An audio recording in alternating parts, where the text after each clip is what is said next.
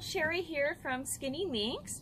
Today we are in beautiful, sunny Southern California. Look at this day, January, gorgeous. I'm in a bikini and I'm going to be showing you how to make zucchini chips. Now I love zucchini chips as a snack if I make them myself because I have complete control. I can make them as lean as I want. They still taste yummy. And for me, you know, being healthy, it's great. I want to get as many veggies in my diet as possible, but I don't want all the fat from store-bought veggie chips. And I really crave, I need the chips because I crave having something, I crave the crunch and having something to dip. I'm a total like chip and dip type girl. So something like zucchini chips is perfect for my lean bikini lifestyle. So you can see here, I've got the yellow zucchinis, or courgettes. And now you can slice these by hand. You can slice them fine by hand. I have a KitchenAid here with a spiralizer that I absolutely love. It makes my life so much easier. And all I'm going to do is put a little bowl down under it, turn it on, and you see these nice chips coming off here. So cool, I love this thing. So I get a ribbon like this, and what I do is I just pull it apart at the bends. So they're not like a solid chip type shape, which I could get if I sliced it, but this is faster, this is easier, and I'm lazy. So I do mine like this. I guess, you know, like my preference is for little chip crescents. Okay, so you'll see that left here from where you insert the spiralizer, you've got this band, which, you know, obviously you don't want to cook it like this. But all I do is I come over here and I'm just going to quarter it. Zucchini is really nice and easy to work with, much better than, you know, I use this for sweet potato a lot. Sweet potato is a little harder. It's more difficult to cut. This goes so easy. I just quarter it.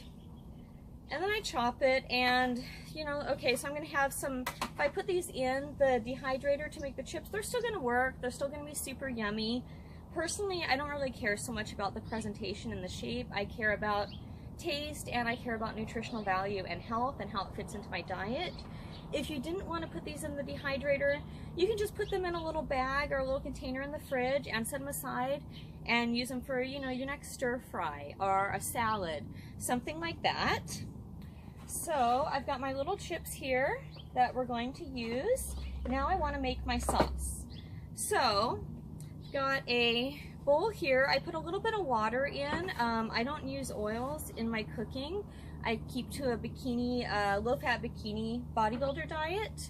And for my sauce, the basis is lemon. I'm going to squeeze a bit of lemon to the water. The reason the water is in the bowl is because the first time I tried this, I did just straight lemon juice and it was way too strong. You know, mouth puckering, like difficult to eat. The flavor wasn't good. So I found if I add, you know, like maybe like a half cup water, and I do the lemon. First of all, I don't have to go through as much lemon. It's cheaper. And second of all, I get that lemony flavor without it being overwhelming. You can use oil instead of the water, but like I said, I do a low-fat bodybuilder lifestyle, and so the water is my personal substitution for my particular diet. So I've got the water with some lemon juice in there. I take nutritional yeast. I'm sure a lot of you know about nutritional yeast. It's packed full of B vitamins for really good, healthy energy, and it's kind of like the vegan's cheese of choice, I guess.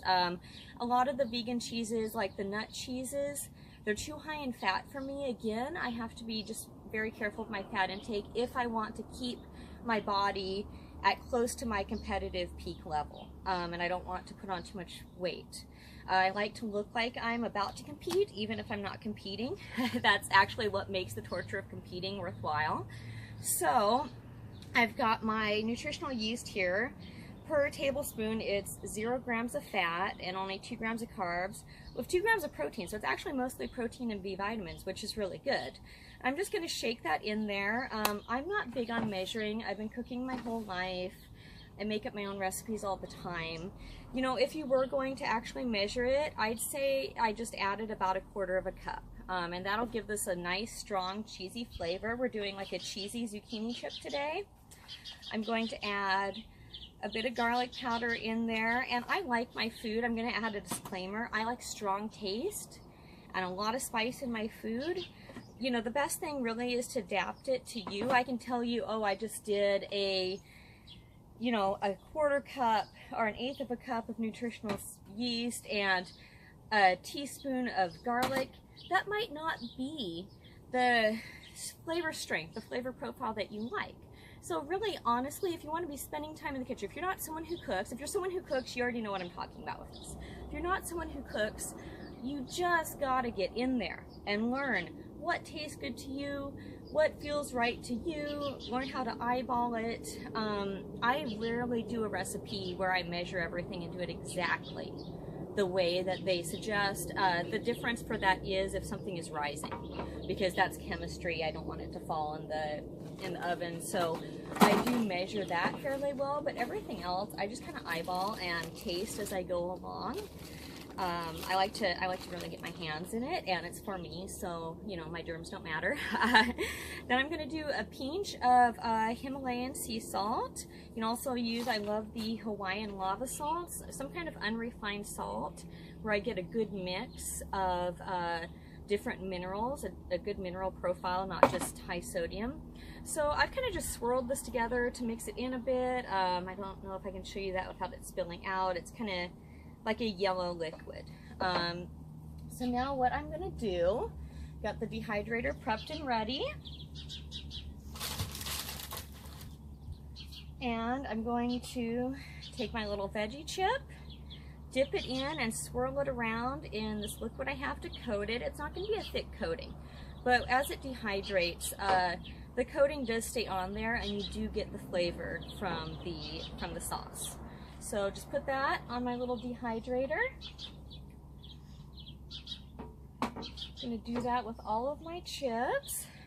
Just get a nice even, you don't want to overlap them, you want them to dehydrate evenly. So just put them next to each other on the dehydrator. Get as many per sheet as you can so that you have room to do plenty. I'm gonna do, these things go fast. Like I eat them fast, my boyfriend eats them by the handful. I have to do 3 to 5 zucchinis to make it worth my time, but it is worth my time for us because we are big snackers. We're both more drawn to snacks than meals, and if I don't do something like this, we either end up eating the store high-fat version or with, you know, like all the nuts and seeds and everything on them, which, you know, if that's what you eat and you're on a paleo or raw type diet, then, you know, that's great for you. You don't need to worry about doing them yourself unless you want to save money. For me, for us, for the low-fat diet, my bikini diet, I do them like this. I can't buy these in the store. And, you know, this way when I'm doing it like this, we can still snack. We can graze and have our natural eating inclination fulfilled. But at the same time, I don't have to worry that we ate all day and didn't get a single vegetable in. And I don't have to worry, these are 0 fat. I don't have to worry about how much fat's in them. I don't have to feel guilty because I didn't make us a healthy meal. So this is a really great grab and go, or, you know, hang out in front of the TV and snack. I like to dip them into, I'm going to do a fat-free hummus recipe next, and also, you know, like maybe salsa or fat-free refried beans, they can be really nice in. So, you know, whatever you can do them on their own or whatever the dip is of your choice. And all I do to get this going, put the lid on. Need to redo the plug here. I have a beautiful, beautiful outdoor kitchen without power, so we're on extension cords. This is an extension cord kitchen. Let me get the dehydrator on here. The dehydrator gets going, and I just leave it. It cooks it on super low heat. A lot of you probably already know this. When you dehydrate, the heat's low enough that the food still counts as raw, which means it doesn't kill any of the enzymes, the vitamins, the nutrients.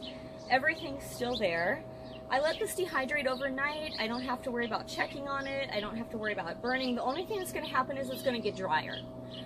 Leave it on overnight, go to check on it, And when it is the consistency that I want it to be, when it's the amount of dryness that I like, that it won't grow mold and it'll keep, then I just take it off, put it in a little container, put it in the cupboard, and I'm ready to do my next batch when I run out. So I hope that this helps. Feel free to check out our blog for both, you know, these recipes, these video recipes, and nutritional tips, exercise tips, general health tips, and to find out a bit more about me and my background. And feel free to, you know, post any questions you might have. I'm definitely here to help. And thank you so much for watching. Have a beautiful one.